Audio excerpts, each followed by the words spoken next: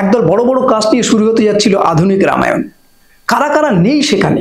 রণবীর কাপুর, দক্ষিণের সাই পল্লবী, সানি দেওয়াল, এমনকি যশ পর্যন্ত রয়েছে, যারা ইন্ডিভিজুয়াল যখন ছবি করে সেটাই বক্স অফিসে একটা অন্য মাত্রা ছাড়ায়। সকলকে নিয়ে একসাথে রামায়ণ হওয়ার কথা ছিল এবং যার পরিচালনার ভার ছিল নিতেশ তিওয়ারির হাতে। কিন্তু প্রযোজনা কারা করবে?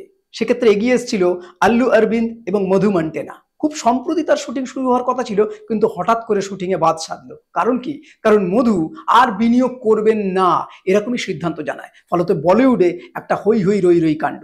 কিন্তু কেন তিনি বিনিয়োগ করবেন না এ সম্পর্কে কোনোভাবেই তিনি মুখ খোলেননি। তাহলে কি আধুনিক রামায়ণ শুরু হওয়া থেকে কোনোভাবে দর্শক বঞ্চিত হবে? আপনাদের কি মনে হয় যে এই রামায়ণটা শুরু হওয়া এবং তৈরি হওয়া কতটা প্রযোজ্য এই সময়ের জন্য? আপনারা অবশ্যই কমেন্ট করে জানাবেন।